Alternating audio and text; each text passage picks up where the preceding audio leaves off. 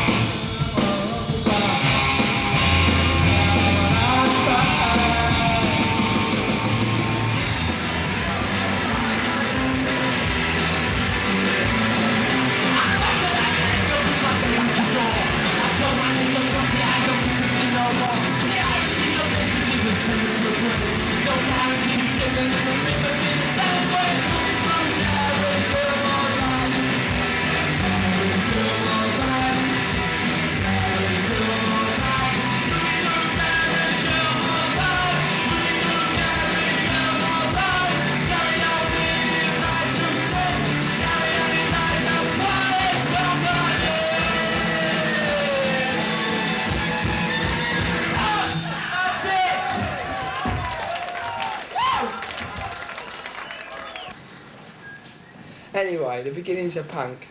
Alright, I'll let him talk, go on. Right, you let me talk. What was it? Yeah, in London last year, right, there was a pub scene. And you had various bands playing a lot of, you know, the pubs in London. A lot of people were having music in pubs, you know. Hope and Anchor, the Kensington, the Nashville.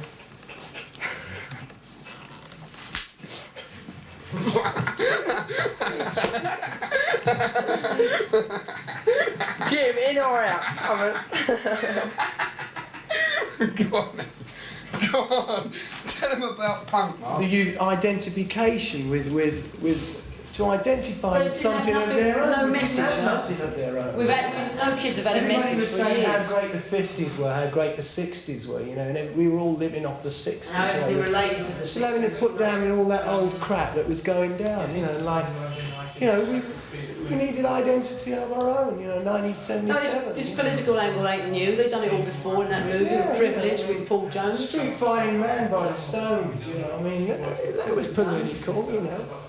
But the point is, we're just, you know, talking about youth again, singing songs about problems of everyday life. Yeah, and people have just been singing songs about science fiction, fantasy, and you shit know, I mean, like nobody, that. what relevance is like, oh, I'll love my baby, you know, and I'll shag my bird round the back street, you know, or what relevance is that today? There are problems, you know, which have been pushed underground for too long, which are today, you know, they have to be brought up to People ain't got life. time to think about the cosmos and the universe, you know, when they ain't got any money to live on. Yeah. The whole Western world's a big joke. To go around, you know, you've got 50 pence, you know, just to get a meal or something, go to the movies. It was totally boring, you know, after the hippie era, you know, when like everything was free there, you know, it was like, you could live off that, you know, it was great to live off that. I used to live off that personally, you know, that scene, you know, that era, you know. But, this is it, you know, and I just thought, well, the crap that was going down then, you know.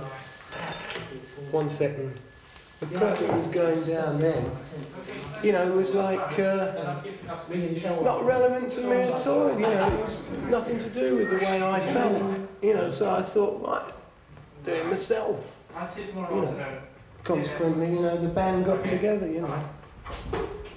James Stevenson on guitar, Kerry Fortune on drums, Andy Koswowski, our manager, you know, Simon Vitesse on bass, you know. We just got together, we thought, right, let's change it, let's do something.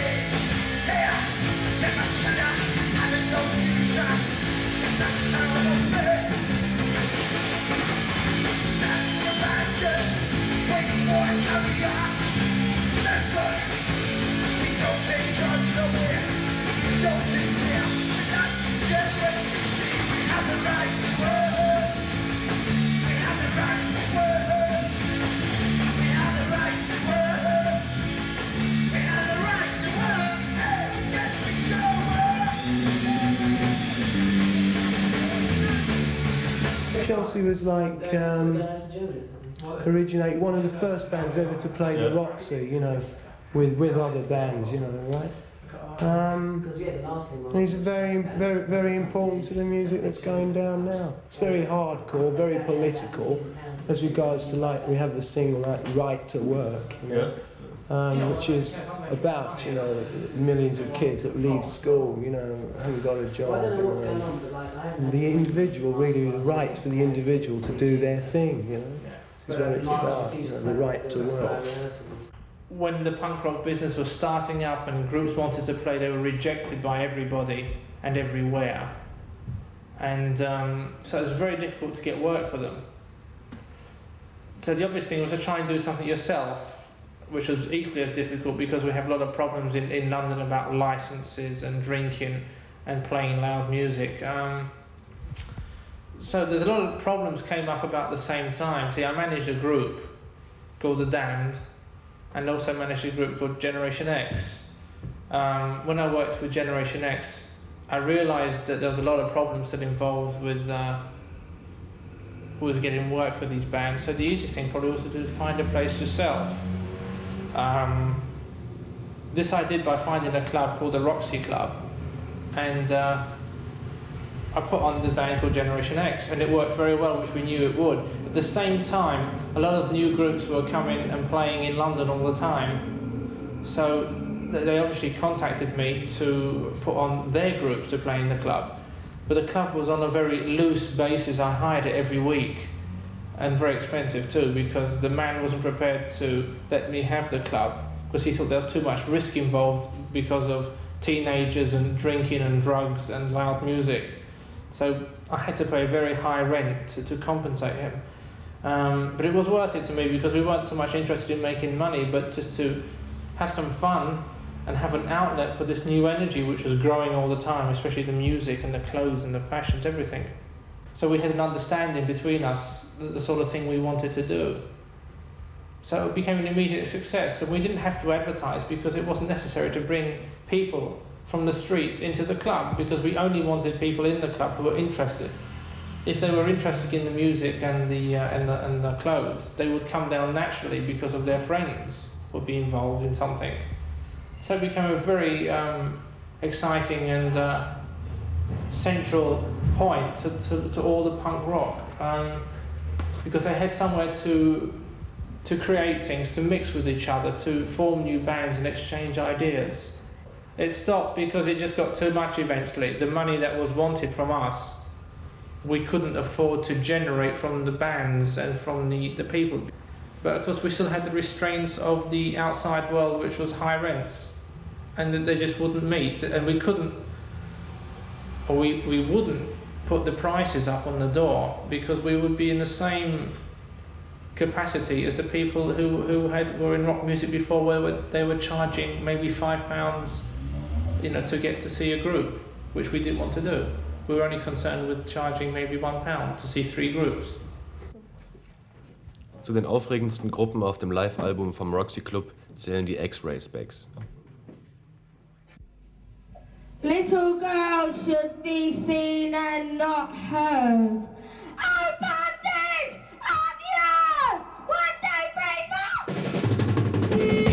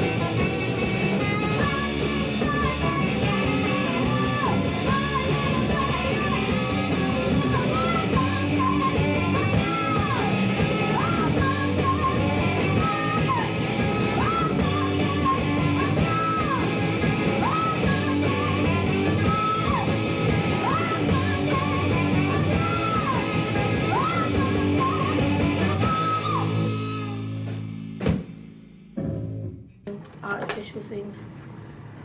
You could say they're social comments, but they're slightly different to what anybody else is writing. Do you like plastic? I mean, it's there, isn't it? I mean, it's part of now. It's not a question whether I like it. It exists, and I just write about things like that in my immediate environment.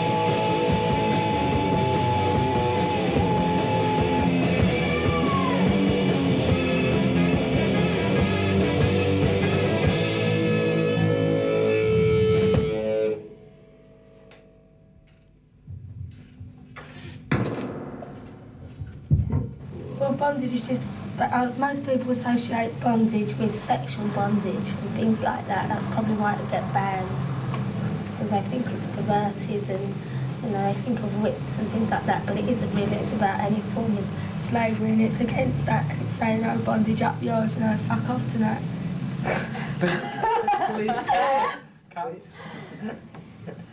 Well, that's that one, really.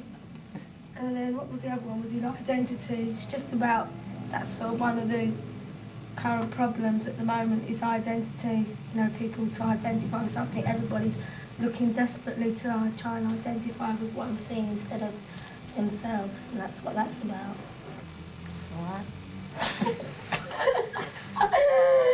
I don't like talking, you know, very much. That's why I write songs.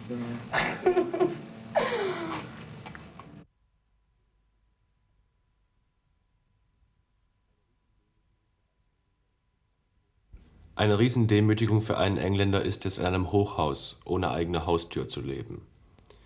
In einem derartigen Haus im Süden Londons wohnt Arturo Bessick, der 19-jährige Bassist der Lurkers, mit seinen Eltern. Die Lurkers bestehen seit ein paar Monaten und haben mit ihrer selbstverlegten Single Shadows großen Erfolg. It's just, I've always liked energetic music, but it became really stagnant over the last 4 years, sort of the heavy metal groups, with long guitar solos and 20-minute numbers. And I know, I just like it because it's so accessible. You can get, it's really easy to understand because it's, you know, 2-minute numbers and you get straight to the point with no mucking around.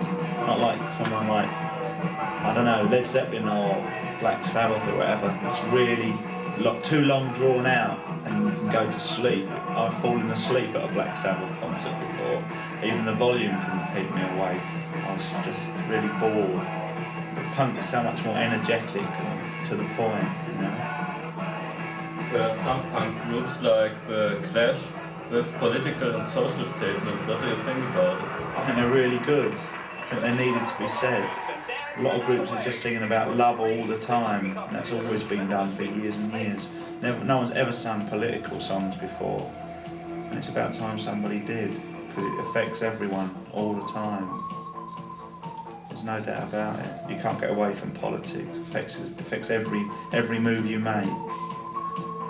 From drinking a pint of beer to buying a car or whatever. It's all to do with politics, which really stem from money, and the Clash can put political situations and aspects of politics into really a short space of time, 2-minute numbers, and really get a point over about it. I think it's really good that people are singing about politics. How long are you playing now, the bass? With the Lurkers? No. Oh, I've only been playing the bass since I've been with the Lurkers, which is about 4.5 months, 5 months. But I've mucked around just playing the guitar for about 5 years without ever doing anything. Just playing in my bedroom, you know, to myself, annoying my mum and dad, and making the ornaments shake on people's mantelpieces, you know, making the windows rattle. What's the first time I played with a group this time, the Lurkers, you know. It's really good. Better than all this stuff. What have you done before you become a musician? Worked as a storeman, gardener, packer in a factory, French polisher, newspaper boy when I was 10. Hot dog stand. I used to sell hot dogs at race meetings. I left school 5 years now, and I've been on the dole for about 3 years of that, haven't I? Off and on? Off and on for about 3 years out of 5, unemployed. Out of choice mainly. Boomtown Rats. Useless. Not as good as the Lurkers. Have they ever got a lot of success?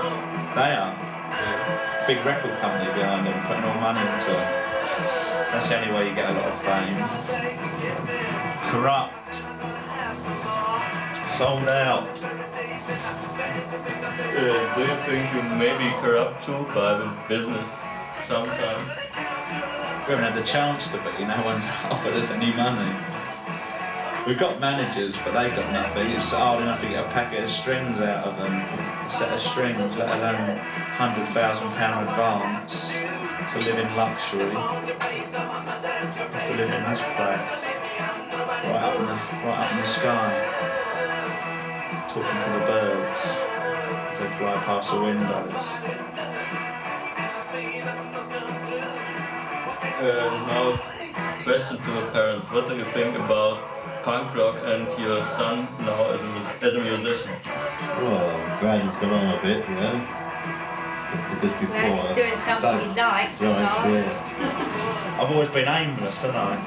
Yeah, drifting about. Never done anything until I was in a group. Yeah. Have you ever seen a concert of the Lurkers? No. Come with earplugs on. I've heard his record, though. There's a record review. It's alright. It's better than some of them, isn't it? Yeah. My mum said it's as good as anything the Rolling Stones have ever done, didn't you? Didn't you, Mum? It's better, though. They've had it. Got to America, they're not in English anymore, not in British. Sold out.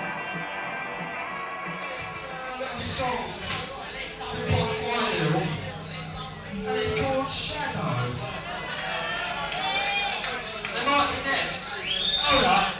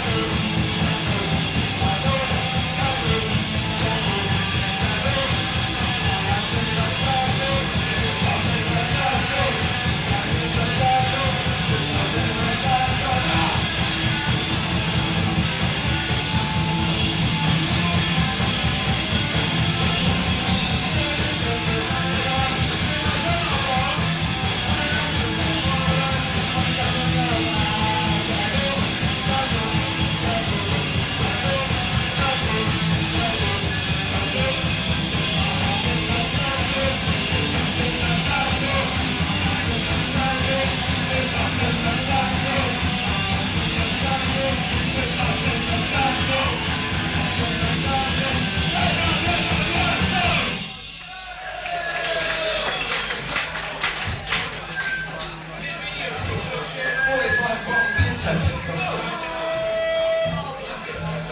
Yeah, I'm that good. Got the fans on, mate.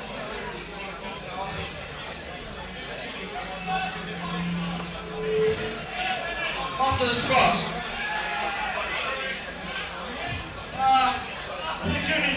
It's a prisoner. Ish.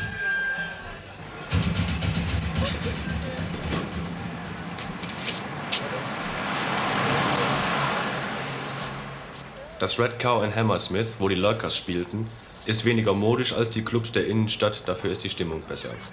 Viele Bands haben hier angefangen, mittlerweile ist das Schild Free Admission, aber auch schon durch Live-Music ausgetauscht worden.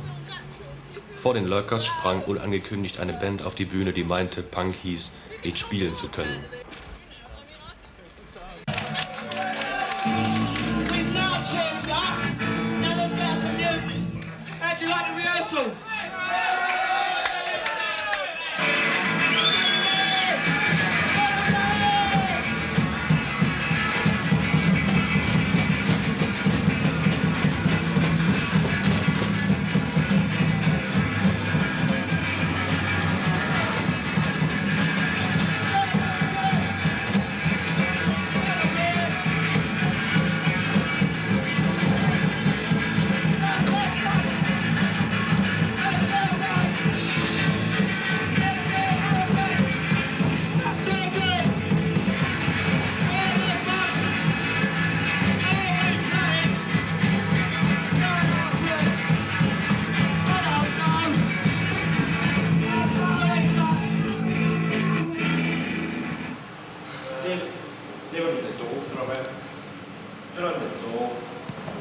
And it's true.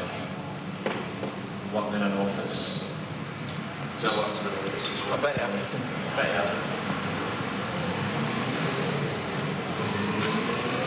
It's exactly about a year.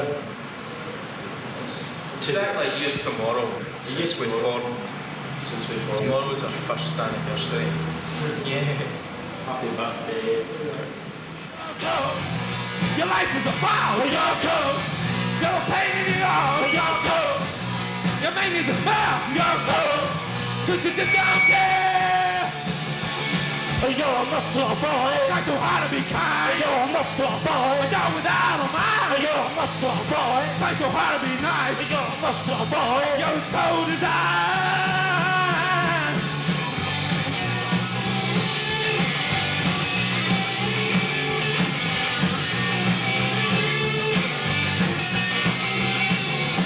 I've seen your face everywhere that I've been.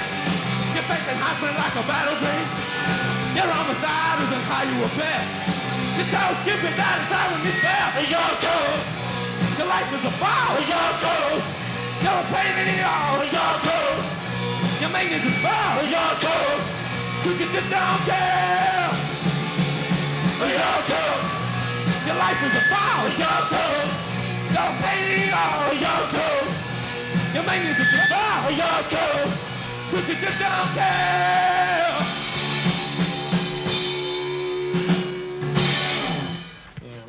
Zu den Schaltstellen im Punkbiss gehört das Büro von Miles Copeland. Von hier managt er viele Gruppen und Plattenlabels und vertreibt Sniff and Glue, das wichtigste Punk-Magazin. But it's only, you know, it's in its infantile stages, really. This is only the second edition of this magazine. Right. What do you charge an ad? £50 for full page. How much? £50 for full page. Yeah. What's the circulation? 5,000 this last time. Do you have anybody selling it here? Yeah, me. Because you might ought to talk to Harry, because, you know, I mean, he's selling all the glues. Maybe he'd be interested in helping distribute it. Yes, it would be nice. I'll have to talk to him more. But he's already got a setup for it. I mean, that's a lot of people are coming to us because we've already established a distribution network, and to slot something else in doesn't add any more cost to us and saves other people a lot of money. It certainly does. So, I mean, sniffing glue is up to 10,000 circulation now. And if they're shipping that kind of stuff out, and you have another magazine, I'm sure he'd be interested in doing something. You know? Well, you'll have to introduce me. Yeah, he's here, you know. Hey, Harry! Well, I got rather bored with the things that were going on, and I had some of the people in the office were telling me that things were going on in the clubs and wanted to come down and see what's happening, and which I did. And I spent time out in the clubs and see all the new groups. And the Roxy Club was in the beginning then, and I was very excited about it. Most of the groups I've been dealing with were groups at which were getting over 30 years old, almost 40. They had kids. It was very difficult to work with them because you'd start having success and they wouldn't be able to follow through because of their home life. For instance, the Climax Blues Band. We had a single which became a very big single in England, went very big in America. I had TV shows booked in Europe. They wouldn't go because they had something to do with their families, which is fair enough, but it means it's very frustrating for somebody dealing with older people. They don't work very hard, and so when you see the young kids and the energy that is being expressed by these kids, also the political aspect of it to me was very exciting. I've always been interested in the politics, and these kids are actually reacting to the society, which to me is far more important. There are two places right now that are interesting musically. Right now, that is New York City and London. London is twice as exciting right now musically as is New York. Maybe it's because the economic situation in England is more aggravated. It creates more ferment in the society. I don't know, but London is a very, very exciting place musically at the moment, and it's much easier for a group to get a start here. In New York, there are very few clubs that a group can play in. There's CBGBs, there's Max's, and one or two others. In London, there's 20, 30 clubs. All over the country, there's more clubs. So it's easier for a group to get in front of the people. I know you don't like folk music. By the way, I'm wearing a pair of Joan Baez's dirty panties. She wore them at the 1964 Newport Folk Festival. I was a big fan of hers back then, you know. I was only three years old. I didn't know no better, you know. She's okay. This song, this is for all you jerk-offs in the audience. Ooh, look at the wankers. This is called You Make Me Cream in My Jeans.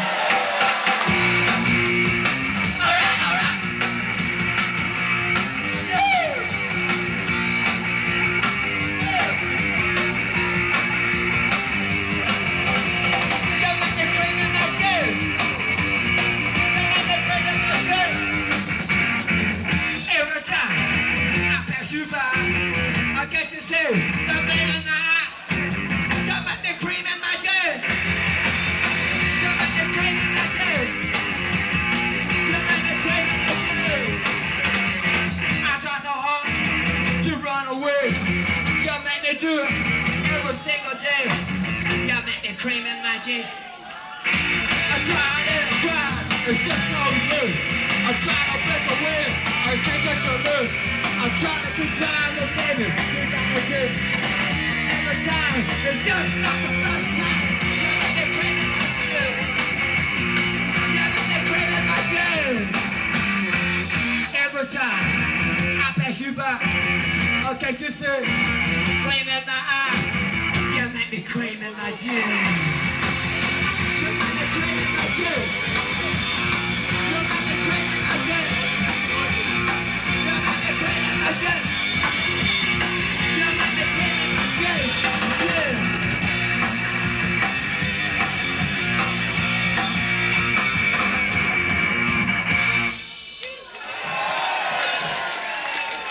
Thank you.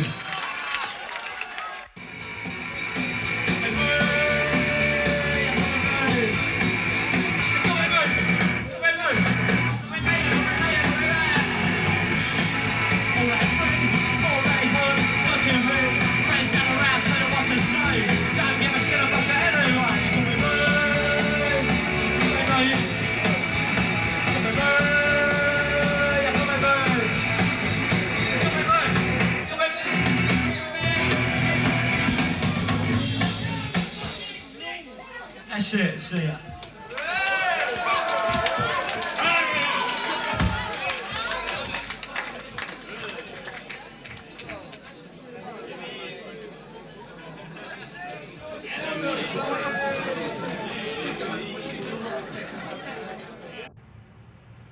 Die Killjoys fielen uns leider zu spät im Vorprogramm der Electric Chairs auf. Wir besuchten sie am nächsten Tag zur Probe im Greyhound in Fulham nach der mittäglichen Striptease-Show.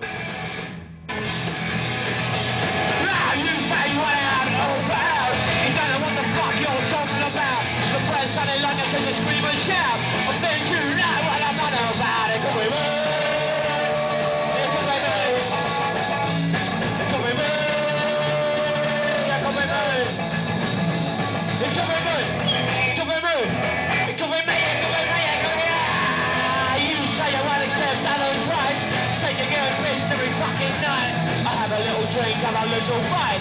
I try going home to your mum and dad. It could be rude. It could be rude. It could be rude. It could be rude. It could be rude. It could be rude. It could be me. It could be me. It could be me. Yeah, well, we're the Killjoys, as you know, from Birmingham. We formed about a year ago in Birmingham through adverts in the papers, and we knew some of each other. And we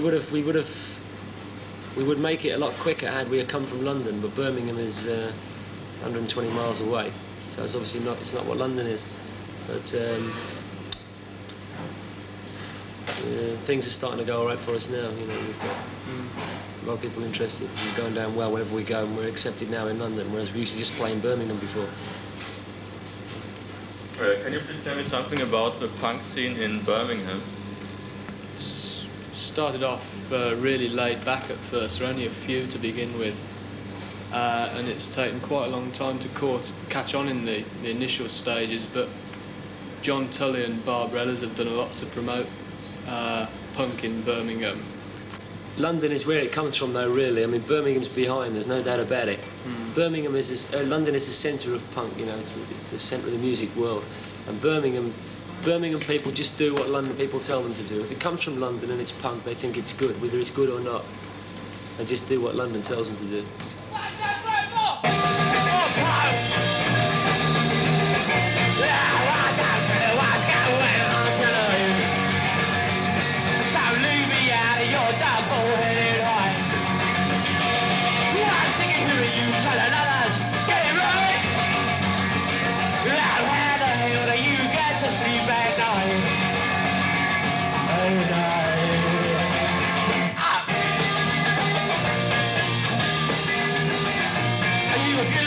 Every time they put a pen in your hand, I was looking for a sky, you got someone else's band. It's time to take a look around, so you really ain't going anywhere. You just got me running circles, so stop pretending that you can. That you can. Make the plans, you chose like it in your hands. You don't like it, someone play, how you go to sleep.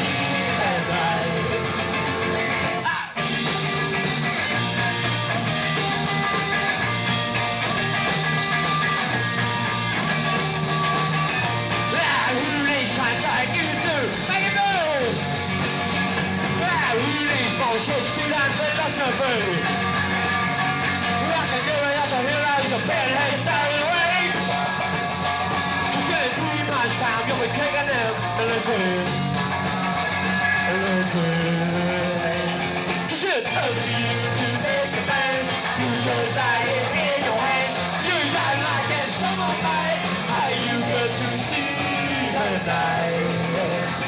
Cause it's up to you to make the plans. You chose that in your hands. You don't like it, someone might.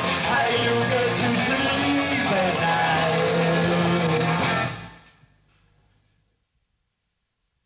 We started as not as a record supermarket, but as an agit-prop shop, which had a political point of view. Go and get odds. People can come in and just sit down and sort of talk about things. You can't do that in most other shops. In most other shops, they want you to come in and like buy a record and go out or buy whatever they're selling, and they just want to get rid of you, you know, because there's no interest in anybody talking or doing anything.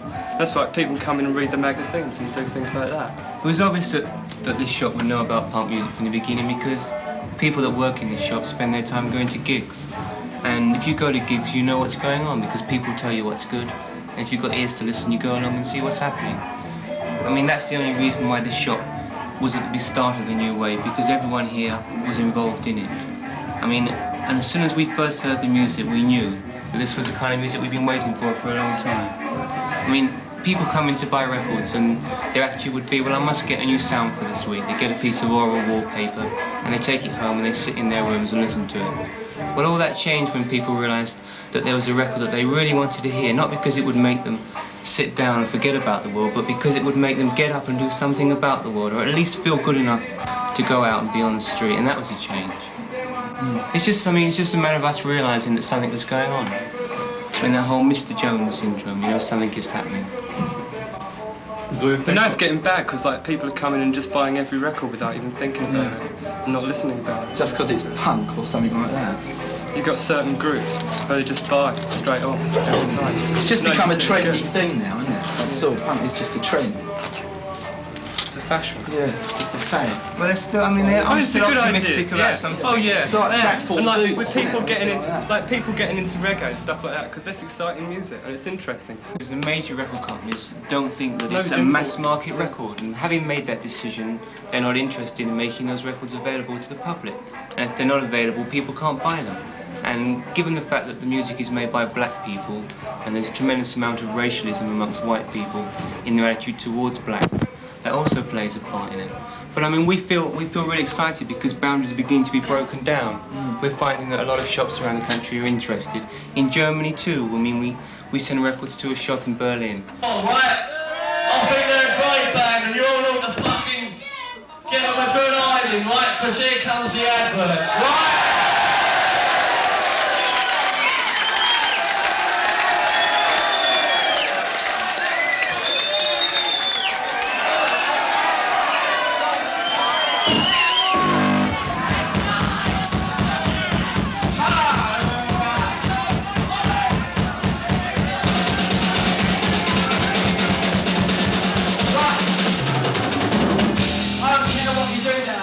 Don't injure yourself, don't injure us.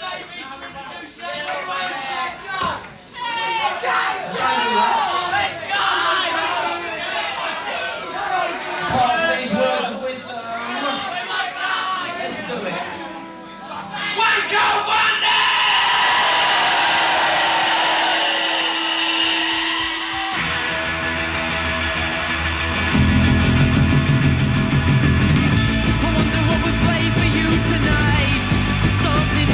Something light, something to set your soul alight.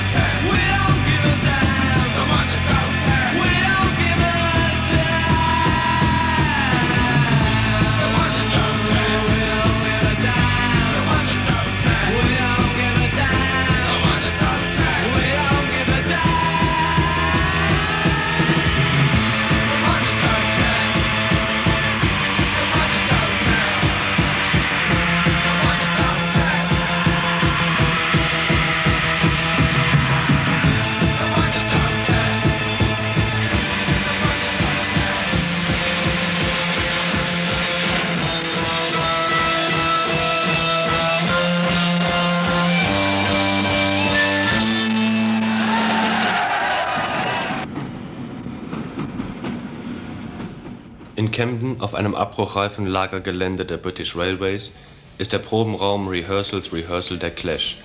Er steht vielen neuen Bands zur Verfügung, im Moment Subway Sect.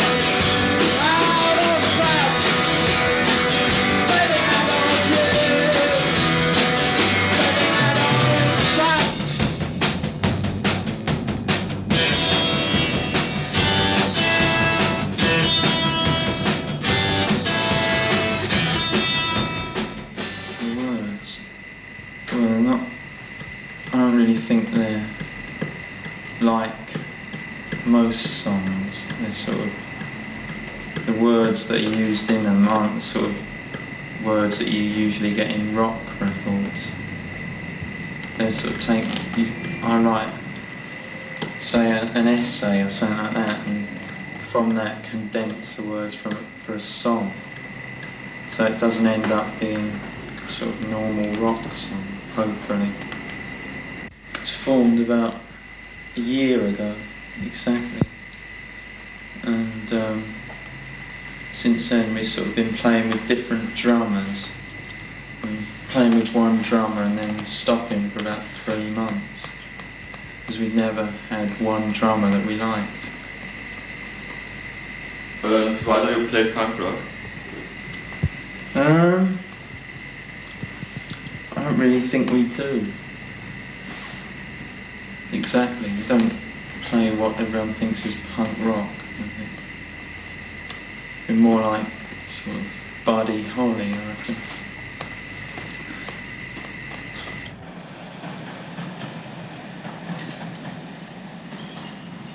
Auf demselben Gelände, über dem Übungsraum, wohnt Rowland. Rowdy und quasi 5. Mann von Clash. Oh yeah, load of old bollocks. That's where we were. Load of old bollocks. That's what all the new bands are. Nearly all of them copy the Sex Pistols or the Clash. Half of them are jumping on the bandwagon, and they're a load of crap. There's a couple of good ones. There's the Slits. Interview with them. Singer's German. Can speak to her. There's this group downstairs, Subway Sex. They're okay. They're a bit different. But most of them are all like the same. They're all, you just get bored watching them. It's like when it started, wanted lots of different sorts of groups, not lots of groups all trying to copy each other. That's why like the Clash and the Sex Pistols are the only two like of the old ones that were any good. All the rest sort of just copied. What do you think about reggae music?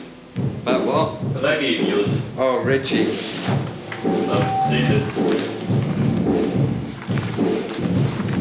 Green for the land, yellow for the sun that gives life to the land, red for the blood that was spilt for the land. It's great. Love it. I think it's like, it's good. A lot of bands are influenced by reggae. What do you think about it? Well, a lot of bands were influenced by the Clash and the Sex Pistols liking reggae.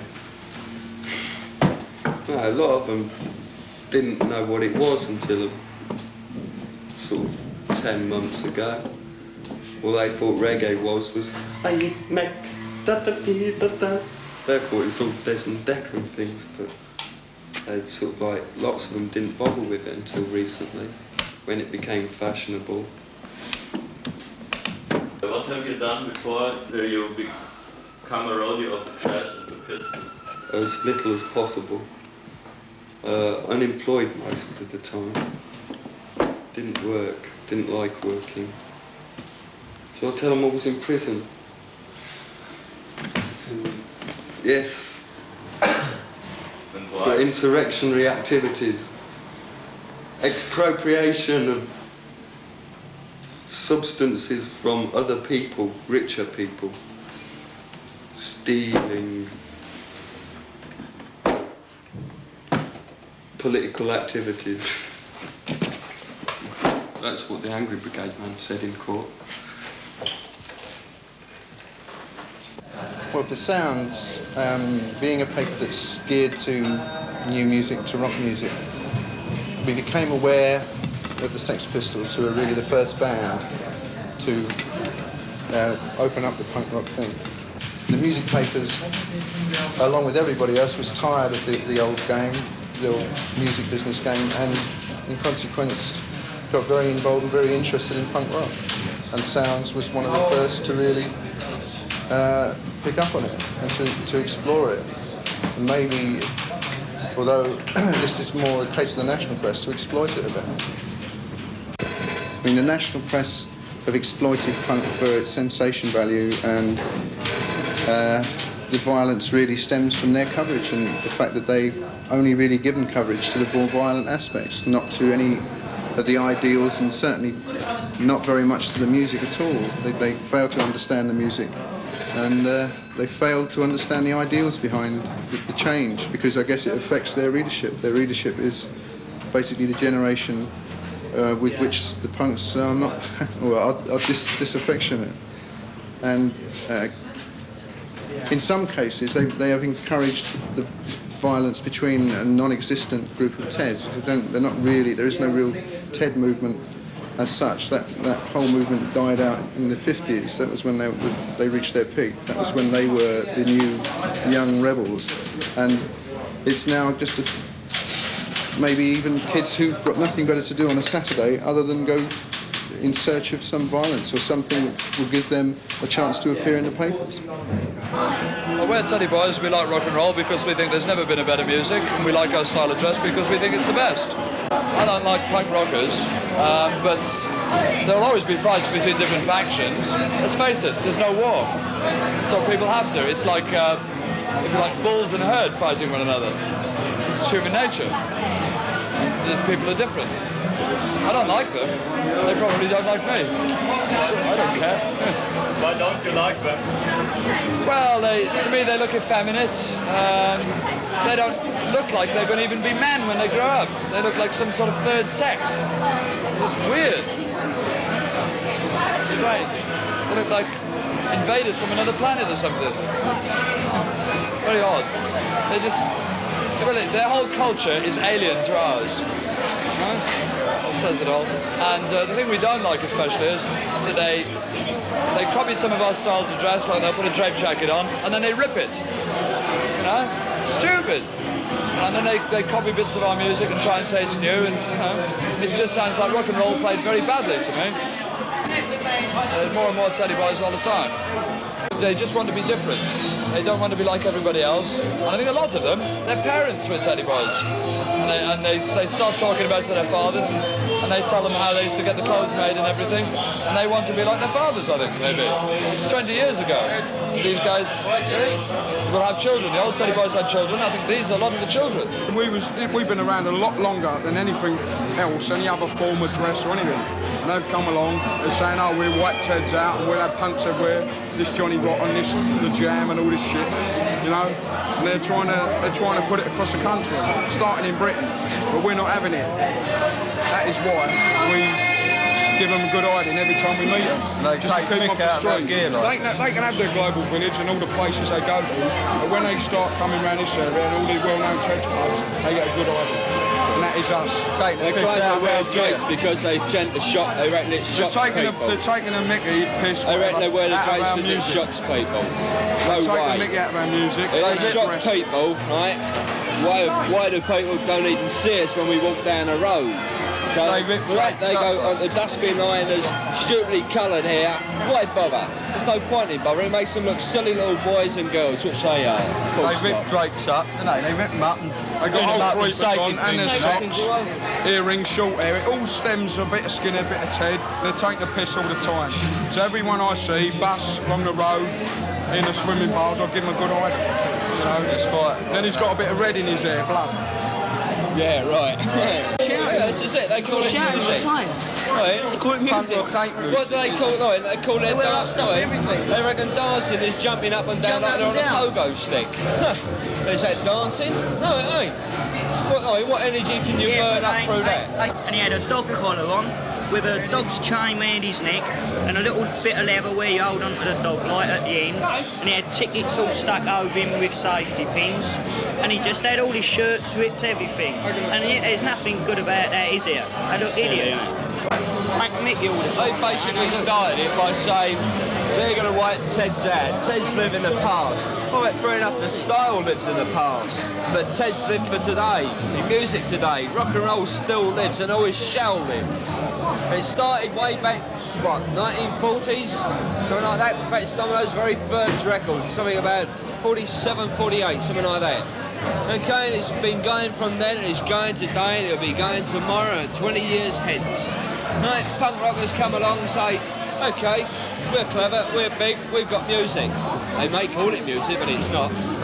They said they was going to wipe Teds out. No way. That's why they get hiding. They get themselves beaten up because they reckon they're bigger than us. The fights between Teds and punks, it's not a new thing in a way, really, because you used to have the fights with the mods and the rockers, and the skinheads and the Pakis, Pakistanis. But in general, the youth of any generation, if there's not a war on, they like to use their aggression up some way at football matches and things like that. So they've got an ideal thing to have a go at, which is the punks, from Ted's point of view anyway. It's very difficult to sort of say that they just like fighting for the sake of fighting, but they feel as though they've got to use their energy on something. Im angesehenen 100 Club nehmen die Jam, die sauberste Punkband, mit großem technischen Aufwand ihre erste Live-LP für Polydor auf. Alle ihre Konzerte sind ausverkauft, auch wenn der Saal doppelt so groß ist wie der hier.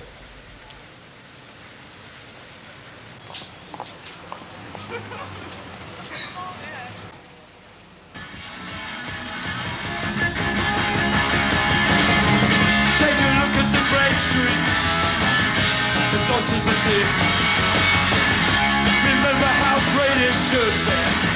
They think what it was. Shots are full of the passion. People told what they want. The street that was a part of the British monarchy. British monarchy. Who wants Afghans and Iraq? We don't need to know.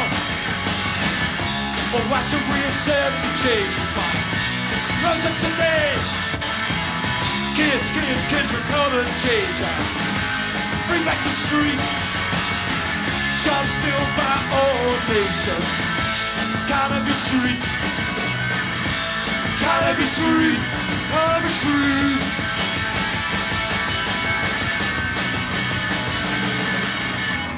The street is a mirror for our country. Reflects the rise and fall of our nation. Nation!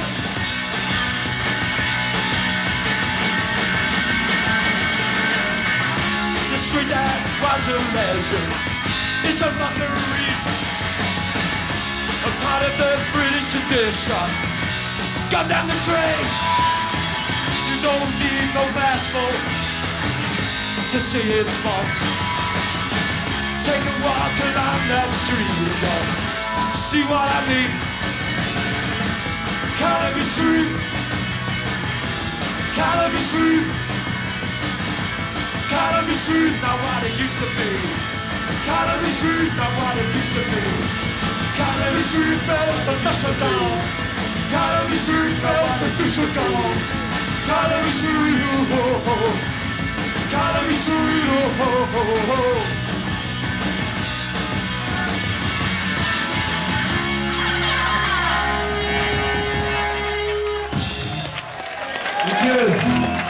Good old Slater, brother.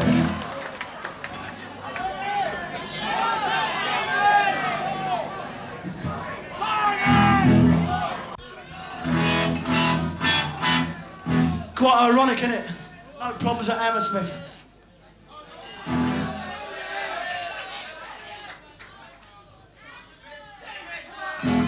There's a tune you might know.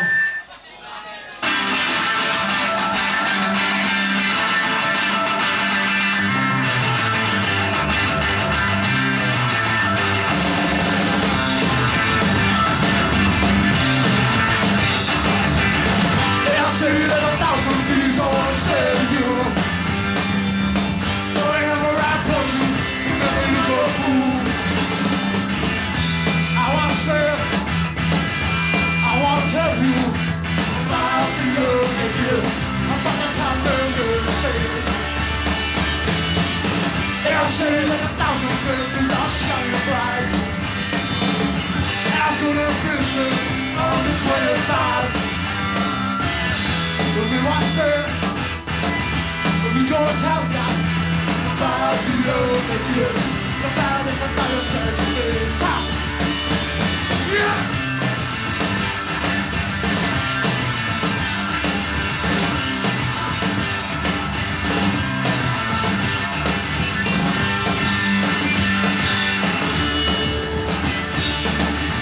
I don't know what to do, girl. You still make out crap. But you better listen, man, because it takes no words inside. And I say there's 1,000 men universe out there they now have the right to kill a man. When we watch them, when we gonna tell about the young ideas, and they make our money's a fucking trial. And you said it, and you said it, and you said it, and you said it, and I'll say there's 1,000 things I wanna say to you.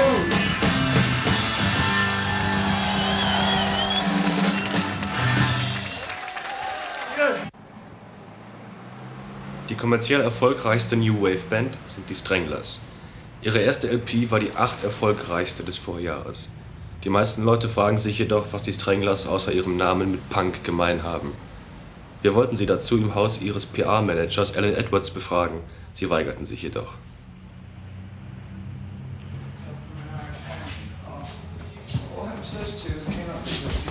Right, one of those. One of the pictures. Oh, they're going to do it? Hey, look, I'm not on it. Fine. We want to stay. Why you don't statement? want to stay in our movie? Eh? Right, give me a We statement. want you only your statement why you don't want to stay in our movie. Because I'm no prostitute. And you don't do. I don't want to sell any records in Germany. I want German bands to sell them in Germany. And you hate Germans, you say? Eh? Majority, yeah. Simply because we are Germans. No, because simply because you take and you don't give. You've got a lot of responsibility to the idea of Europe, and you're just taking. I'll play to the people who want to hear us in Germany, but otherwise I couldn't care a fuck. But a lot of people in Germany wants to hear you and wants to know something Then they're going about to hear us next week. They didn't want to hear us 9 months ago. See, I reckon I'm very suspicious of German motives. I reckon they're just a pose, you know. I don't believe they're genuine. Until they've proved themselves, then we don't want to know, you know. I don't understand your arguments because... Well, you never do.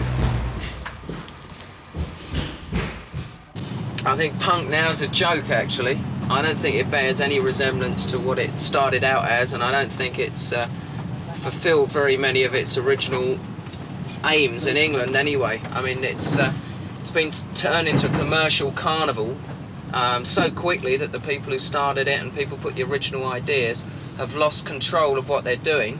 Record companies and the music business in general and the media have cashed in on it so quickly, and they've taken everything out of it. They've taken the creativity, the ideas, the imagination out of it, and they've put nothing back except money, and that has actually killed it. I mean, I think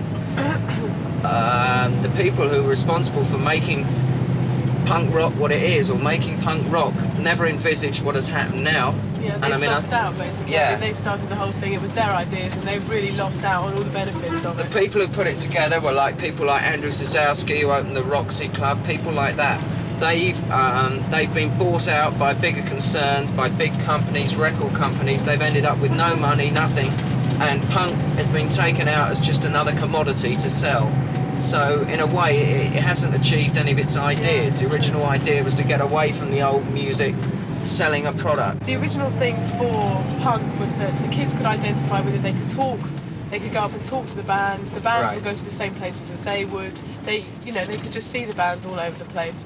They weren't stars. But unfortunately it's very difficult because bands have got to get record company contracts, right? I mean, to be able to survive. They've got to And it's make- very have difficult to some see money. how they could have combined the two, you know, keeping it on the level with the kids Right. and having the money, you know. There's no way that punk could have stayed As Magenta says, there's was. no way punk could have Yeah. stayed as it was. Punk would have had to have evolved and become a big business. It's just unfortunate that it became a big business so quickly. And it trod on so many people on the way up. That's the problem. You know? And a lot of the people have proved that once they're successful, they're just as rich and they're just as into being capitalists and they're just as into making money and forget the people who put them there, as was the old generation of the old farts or whatever. So the new wave has quickly become exactly the same as the old wave.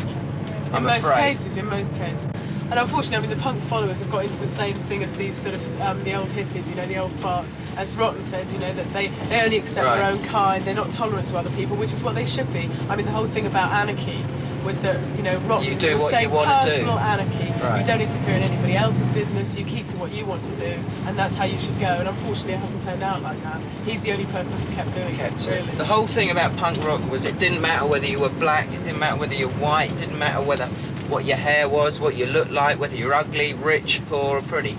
But already there's a snobbery within punk where you've got to look a you've got to have certain short way. hair, you've got to have tight trousers, you've got to have plastic clothes or whatever. And already they're as bad as the people with long hair who said that you couldn't be fashionable if you had short hair and this sort of thing. So it's a shame that punk has it's not fulfilled a lot of its original aims, in a nutshell.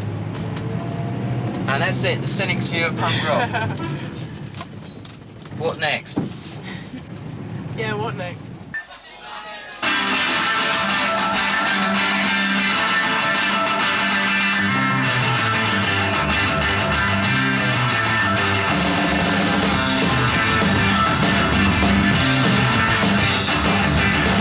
I say there's 1,000 things I wanna say to you.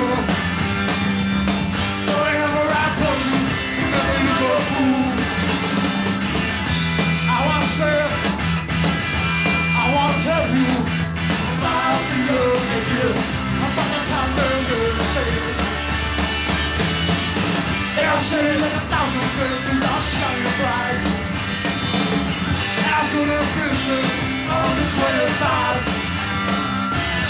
When we watch them, when we gonna tell them about the old ages, about this another surgery in top. Yeah!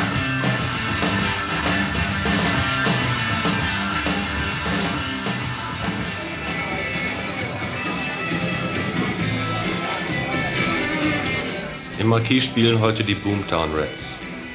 Obwohl an der Tür 700 Leute wieder weggeschickt werden müssen, ist es im Club so heiß und eng, dass der Sänger später auf der Bühne ohnmächtig wird.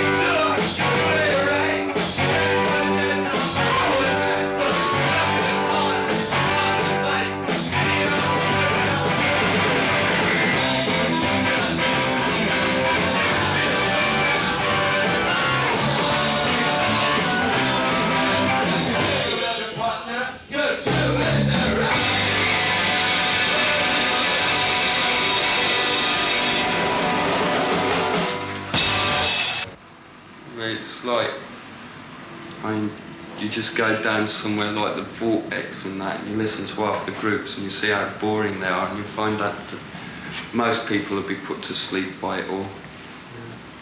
It's just a couple of good bands, and that's it. They'll go and make a lot of money and make a lot of music, and the rest will fade away and die. All the high-blown ideals disappeared years ago. That shocked you. You didn't expect that. They become very watered down. Yeah. We're going to Germany the next month. Do you have any idea about Germany? Yeah, they're all rich in Germany. Lots of Deutschmarks. Apart from these three. Yeah, no, don't know. I only know about...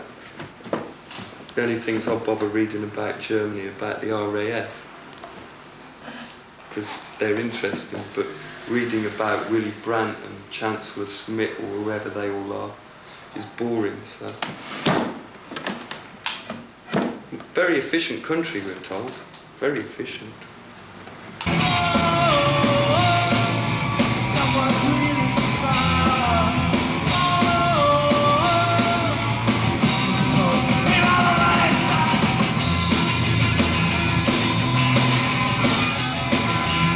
I met him and he met me, and then he met him, we met him, right? Then we both bumped into him. Got that? Yeah. Right. That's how we met. It was coincidence. And then we all met him together.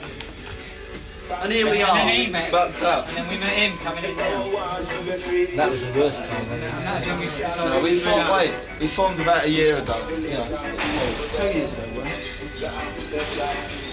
No. People ask us this question all the time, you know. I'd say 18 months. 18 months, right? You nick my fucking phone again. Hey, Rowland, come on. Essen. Yeah, a bit of drink. We haven't ate since we've been here. We've been here 3 days. We haven't had a thing to eat yet. You don't want people on the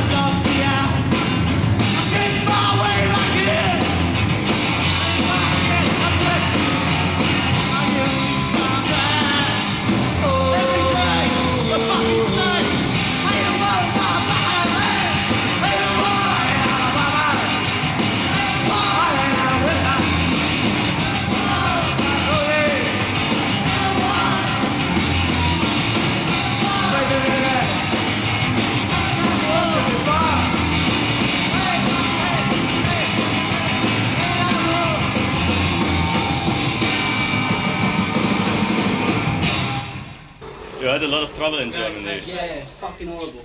I never want to come back here again. It stinks. I do though. Unless we're at war. It's great.